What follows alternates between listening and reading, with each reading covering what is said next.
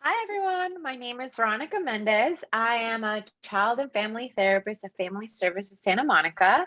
And I am so excited to be here with my co facilitator, Alex, to talk about compliance over connection. And we are here with Malibu Boys and Girls Club, the Wellness Center. And we're so excited to be working with them and to have their support as to how we can further support teachers during this trying time. And like I said, we're going to be talking about connection over compliance. And this is my lovely co facilitator, Alex. Hi guys, my name is Alex Farbstein. I'm a therapist on the West Side, and I work with Family Services Santa Monica and oftentimes Malibu Boys and Girls Club, the Wellness Center, to provide trainings about trauma, resilience. How do we navigate helping kids during these really complicated times? So let's talk about what we're really doing today. So our goals of today is we're really going to talk more about how the brain functions and how we can use an understanding of that to help better manage classrooms, to help better work with students, to help better support students.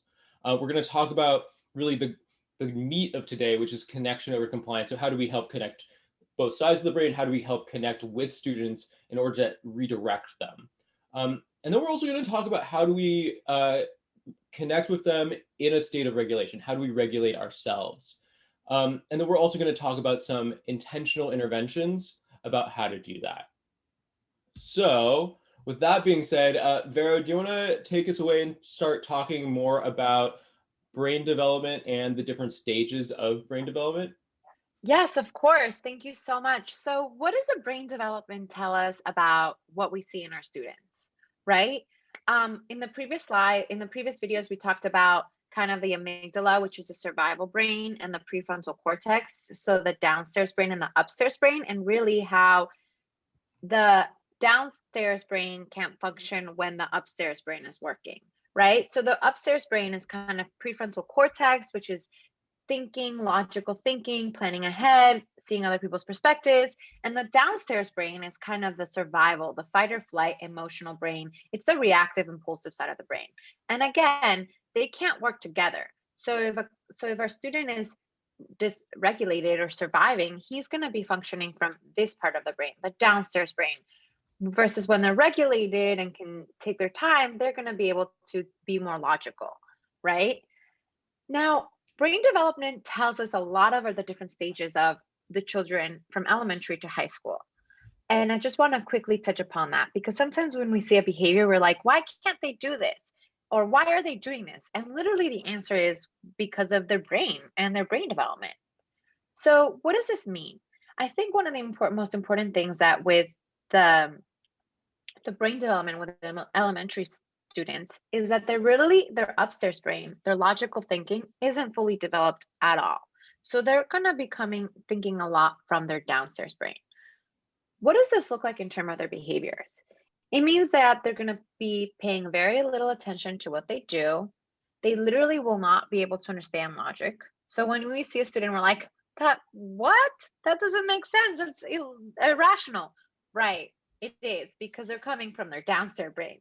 Um, it really means that they will start tasks that they won't be able to finish and will have such a hard time waiting, right? Now, when we come to our middle schooler and high schoolers, it's even more intense and kind of more important to understand where they're coming from.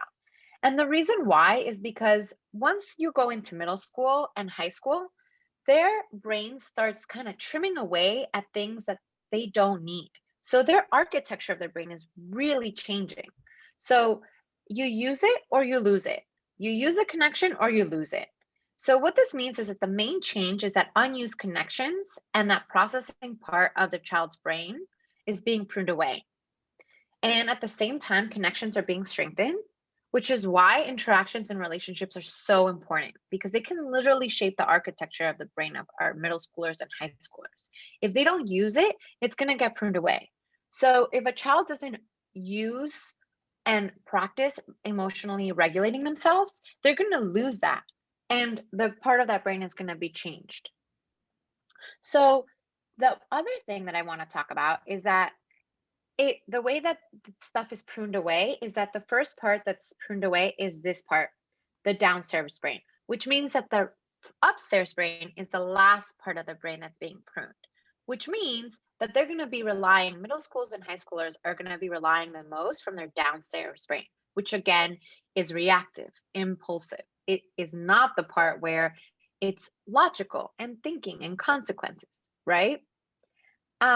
So what this actually mean for our middle schoolers is that, first of all, they misinterpret emotions and interactions 40% of the time. And their attention span is literally 10 to 12 seconds. Again, this has to do with the pruning and the constant changing of their brain. It's going to be very difficult for them to process information and retain information. And that's why their attention span is so short. Now, with high schoolers, this means that they will make impulsive and risk-taking decisions because, again, they're coming from the downstairs brain because this part of their brain is still being kind of pruned away. They will have difficulty understanding other people's perspectives. There's been studies shown that they literally cannot see other people's perspectives during that stage. And finally, they don't weigh consequences and think of the future. So this is really important because if there's two main takeaways from this and understanding the brain development of our children and the students that you see is that the first one is that your relationships and interactions matter a lot because if they don't use it, they will lose it. So your interactions and the way that you relate to them is really shaping the architecture of their brain. And then the second part is that a lot of the behaviors that we see is really it's a representation of what's happening to them physical. So if we think of how so many of our middle schoolers and high schoolers change physically throughout their school education, right? They hit puberty. That same thing, those same changes are happening, but in their brain. So a lot of the behaviors that we see is really something is from a brain developmental standpoint. So how can we connect with them and how can we help them use the important parts of their brain to not only shape the architecture of their brain, but also help you as teachers redirect them? I'm wondering, Alex, if you want to talk about that. Sure. Thanks so much, Vero. Yeah, let's talk more about brain structure because that'll help. The more we talk about this brain structure, the more it'll sort of help understand how we can connect and how we can integrate and how we can regulate through this integration. So we've been talking a lot about this sort of up-down kind of brain structure. Well, let's talk for a moment about the left-right brain structure.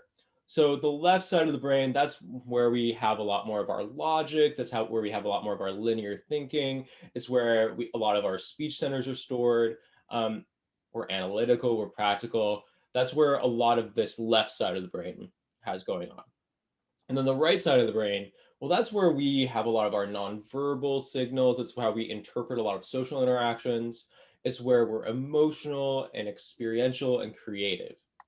So are you guys teaching to one side of the brain or the other?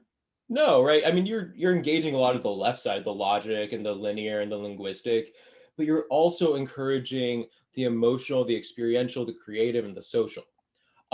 And if you're overbalanced in one or the other, well, then you're not integrated and you're not regulated. So we really want to integrate these two sides of the brain in order to connect, in order to then redirect if we are out of regulation, if we're out of connection. So we want to coordinate this logical side of the brain to work with the emotional side of the brain. And when they're working together, that's when we're regulated and that's when we have the attention to really grow. That's when we have the engagement to grow and to learn. So the thing to remember as you're doing this, that you really want to connect with all of this creative, emotional, social side in order to redirect then with the logical reasoning side. So, and when you do this, it's going to be much easier when you connect with the emotional side to then engage all the logically. Look, I mean, I'm sure and just imagine this, we can look at the top down again.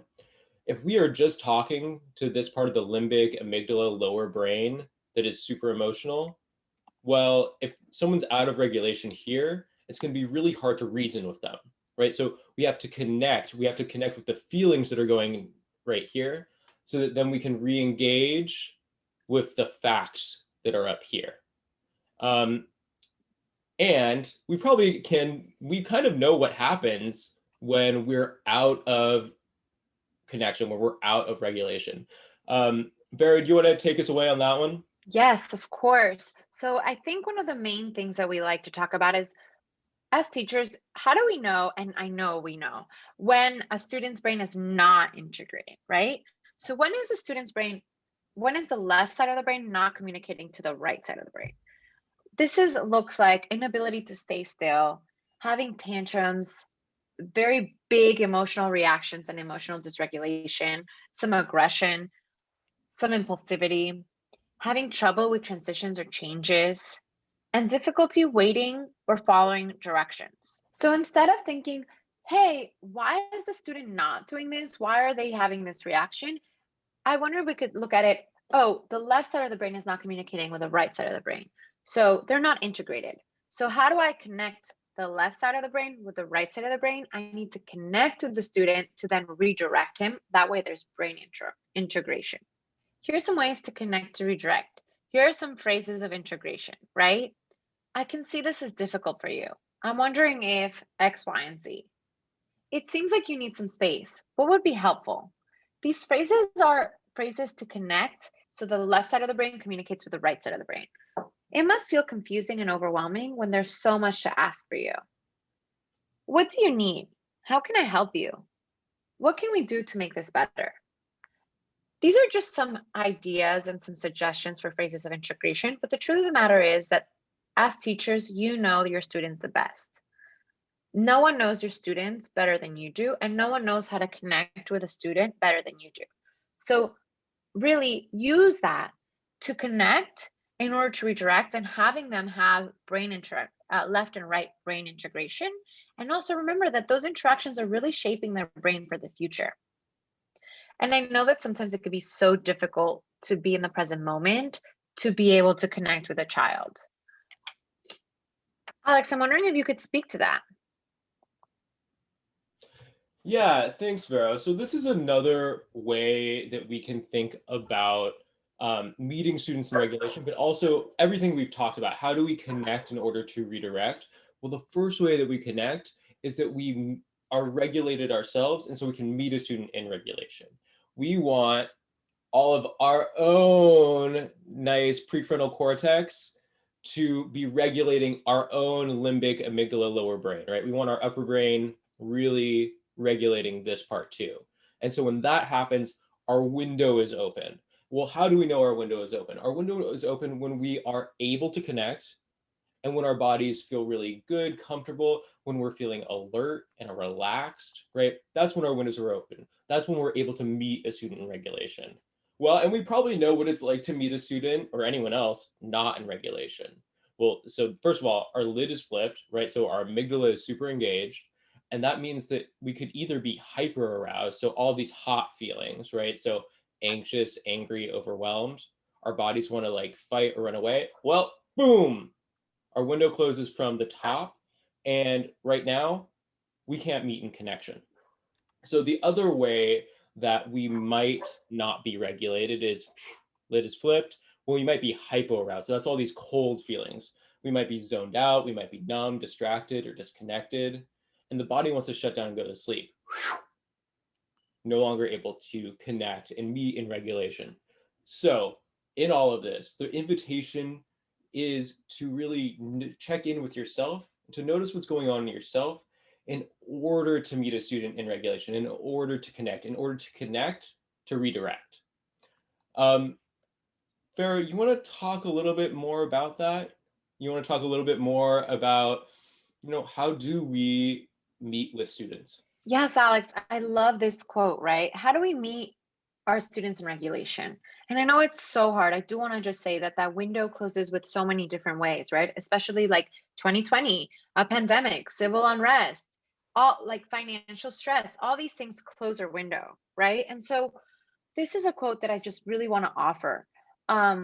Because in a way it could be something freeing, right? We're so stressed out from the pandemic, from current events. We're all under stress right now. And so really just keeping in mind that being present in whatever way you can in that moment is really one of the most powerful tools. You don't have to do everything right, right? It's not about being perfect, it's about being present. And I really love this quote: showing up, being present in the moment, and helping someone feel safe, seen, and soothed. That's my North Star. That is always the answer. And this is by Dr. Tina Payne Brown. And I really love the way that she puts in someone feeling safe, seen, and soothed. Because when our students feel that way, we are, remember, strengthening that connection. They are using that. And so, going to some intentional interventions, right? I think one of the first ones is spend time connecting. Again, the redirection and the change of the behavior is really dependent on how much the student feels connected to, how much the left side of the brain is engaged in, right? So the redirection will not be affected if there's no connection. Kind of the idea of consistency, caring, connection, and following through. I think another way is the empathetic body language, right? So eye contact, maintaining, especially during Zoom, kind of steady movements and the voice of your tone is really important. That goes along with tone and facial expression, right? Our students can, we can say something, but if our face doesn't say it, they're not going to feel connected to. And I think that the last one is one of my favorite ones, which is label and embrace emotions, right? So reflect back.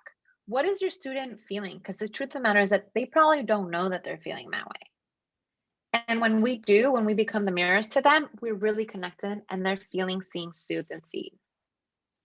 Yeah, Vero, thank you so much for talking about these intentional interventions. And I love how these interventions really help re-engage all of our thinking part of our brain to calm down the amygdala, to calm down our limbic system, so that we can integrate both sides of our brain, so that we can be in connection, so we can redirect students as needed.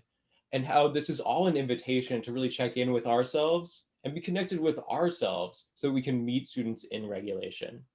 Um, Thank you all so much for watching these videos. We got one more for you, and take good care.